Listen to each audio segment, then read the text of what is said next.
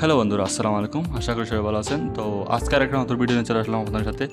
তো আজকে দেখাবো S24 আল্ট্রার বেস্ট ফার্স্ট সেটিং, এবং এগুলো চেঞ্জ করলে অনেক সুন্দর লাগবে। দেখতে পাচ্ছেন অলরেডি আমার হোম লক স্ক্রিনের সামনে আমার কিছু অপশন আছে অ্যাড করা। তো এগুলো আপনারা কীভাবে চেঞ্জ করবেন এগুলো দেখিয়ে দেবো আজকে। তো আপনারা দেখতে পাচ্ছেন এখানে একটা সেটিং আছে, যে নিচে আমি নাম লিখিয়ে দিছি, উপরে দেখতে পাচ্ছেন আরও আছে অপশন। এখানে এগুলো কীভাবে অ্যাড করবেন, টাইমগুলো কীভাবে চেঞ্জ করবেন, এখানে কীভাবে আপনারা নাম দিবেন। এরপরে নিচে দেখছেন ইমার্জেন্সিভাবে একটা কলার অপশন দিয়েছে, এখানে কীভাবে আপনারা নম্বর অ্যাড করবেন। তো এগুলো আজকে দেখাবো আপনাদের সাথে। তো এগুলো করার জন্য আপনাকে কী করতে হবে, আপনাকে এভাবে গড়ির উপরে চেপে ধরবেন প্রথমে, তারপরে এখানে লক খুলবেন। লকটা খোলার পর এরকম সামনে আসবে।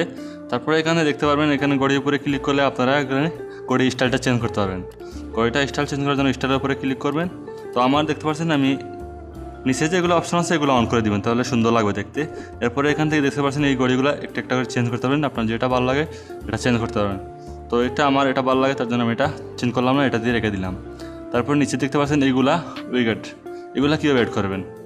এগুলো এখান থেকে আমি যদি রিমুভ করে দিই, তাহলে আবার যদি আমি এটা অ্যাড করতে চাই, তার জন্য আমাকে এখান থেকে ব্যাটারিতে এটা ব্যাটারি অপশন না, এটা ক্যালেন্ডারে যাবেন।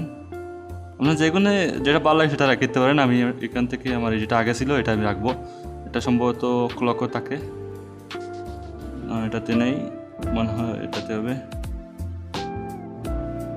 এটা কোথা থেকে লাগিয়েছিলাম, হ্যাঁ এটা ওয়েদারে আছে। এই যে এখান থেকে এটা ক্লিক করলে এখানে হয়ে যাবে।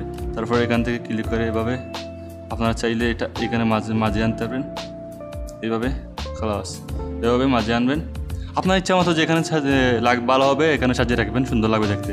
তারপরে আপনারা এখানে আর কিছু দিতে চাইলে এখানে দিবেন, তারপরে ডানে ক্লিক করে দিবেন।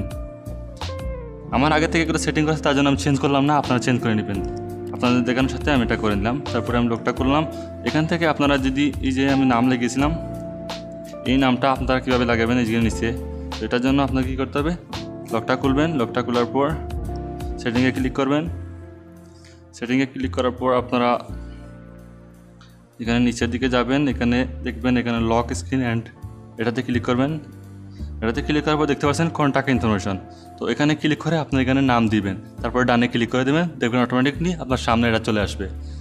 তারপর এটা হয়ে গেলে আপনারা আবার লক লাগিয়ে দেবেন মোবাইলের, এভাবে ক্লিক করে ফরওয়ার্ড বাটনে ক্লিক করবেন, তারপরে আবার লক খুলবেন।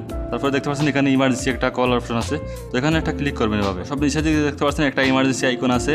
তো আইকনে আপনারা চাইলে আপনারা নম্বরগুলো অ্যাড করে রাখতে পারবেন। অনেক সময় আপনারা কোনো সময় লক না খুলে এখানে ইমার্জেন্সিভাবে কাউকে কল দিতে পারবেন চাইলে। তো এই জন্য ইমার্জেন্সি এখানে আপনারা কন্ট্যাক্ট নম্বরটা সেভ করে রাখে নেবেন, তাহলে অনেক সময় উপকার হবে। তার জন্য আপনাকে কী করতে হবে, আপনাকে আমার লকটা করে যাচ্ছে,